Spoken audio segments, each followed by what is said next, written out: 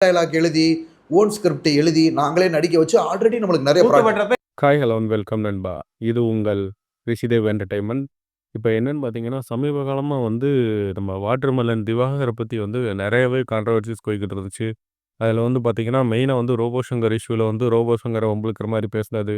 அதுக்கப்புறம் வந்து பார்த்தீங்கன்னா, தனுஷ்ட்ட வந்து வாய்ப்பு கேட்கிறேன்னு சொல்லிட்டு ஒரு போஸ்ட் போட்டுட்டு, அது லேக்ஸ் கணக்கில வியூஸ் போயிருச்சு. அதனால நீங்க வந்து எனக்கு வாய்ப்பு குடுத்தே ஆகணும் அப்படின்னு சொல்லி தனுஷ வம்புக்கு இழுத்தது. இந்த மாரி ஏகப்பட்ட தற்குறித்தனமான விஷயங்கள் எல்லாமே வந்து இந்த வாட்டர்மெலன் திவாகர் வந்து பண்ணியிருந்தாரு. இப்போ வந்து பார்த்தீங்கன்னா, அதில வந்து அடுத்த கட்டமா, இப்ப என்ன பண்ணிட்டு இருக்காருன்னா, சினிமால ஒவ்வொரு அந்த சேனல்ஸ்லயும் வந்து வம்பிழுக்க ஆரம்பிச்சிருக்கான். அந்த மாரி வம்பிழுத்ததுனால இப்ப அவனுக்கு ஒரு பேக் ஃபயர் ஆயிருக்கு. அது என்னன்னு கேட்டீங்கன்னா, இனிமேல் திவாகருக்கு வந்து எந்த ஒரு சேனல்லயும் வாய்ப்புகள் குடுக்கக்கூடாது அப்படிங்கிற மாரி சொல்லியிருந்தாங்க.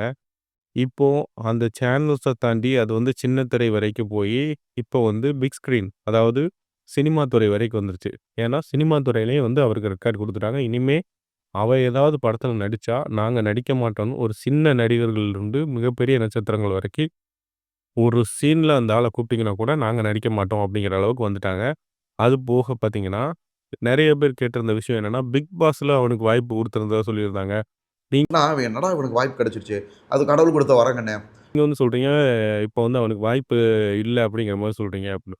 பிக் பாஸ்ல வந்து அவனுக்கு வாய்ப்பு இல்லங்க. கண்டஸ்டன்ட் லிஸ்ட்டே வந்து ஆல்மோஸ்ட் வெளில வந்துருச்சு. அதுல வந்து திவாகர் பேர் கிடையாது. ஓகேவா? திவாகர் இப்ப யாரா இருந்தாலும் வந்து சொல்லிக்கலாம். கொஞ்ச நாளைக்கு முன்னாடி பார்த்தீங்கன்னா, நெறைய பேர் வந்து நான் பிக் பாஸ்க்கு போறேன், நான் பிக் பாஸ்க்கு போறேன்னு இந்த யூடியூப் பேசினேன். இந்த திவாகர் பத்தி தெரிஞ்சுக்கிட்டு என்கிட்டயே உன் வேலைய காட்டுறியேன்னு பேசினேன்ல. அது எடிட்ல பார்த்தா பயங்கரமா இருக்குமா. செலிபிரிட்டீஸ், இன்ஸ்டா செலிபிரிட்டீஸ் அ நம்ம மெம்பர்ஸ் ஒன்லி லைவ் போட்டு சம்பாதிக்கிற சில பேரு இவங்க எல்லாம் வந்து சொல்லிட்டு இருந்தாங்க.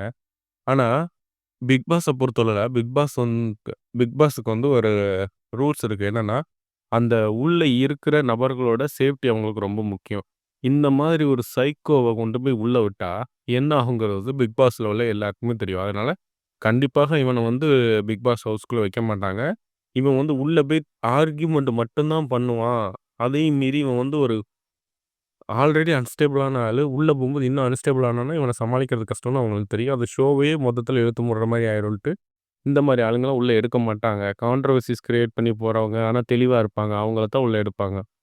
சரியா? இப்போ இதுதான் வந்து ஒரு மிகப்பெரிய இஷ்யூவா வந்து போய்க்கிட்டு இருக்கு. நம்ம திவாகர் வந்து என்னதான் வந்து நல்லவன் மாரி நடிச்சாலும், உள்ள அவன் எவ்வளோ பெரிய அயோக்கியங்கிறது வந்து மக்கள் எல்லாருக்குமே தெரியும்.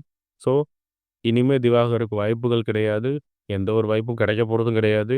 யாரும் வாய்ப்பு குடுக்கக்கூடாதுன்னும் ஸ்ட்ரிக்ட்டா முடிவு எடுத்திருக்காங்க. இனிமே திவாகரோட பாடு திண்டாட்டம் தான். ஓகே நண்பா. இந்த விஷயம் உங்களுக்கு ரொம்பவே எக்ஸைட்மென்ட்டான, சந்தோஷமான விஷயமா இருக்கும்னு நம்புறேன். ஸோ, நன்றி, வணக்கம். மீண்டும் சந்திப்போம் அடுத்த வீடியோவில். இது உங்கள் ரிஷிதேவ் என்டர்டெயின்மென்ட். மறக்காம நம்ம சேனல சப்ஸ்கிரைப் பண்ணிட்டு, ஒரு லைக்கையும் தட்டி விட்டு போயிருங்க. நன்றி.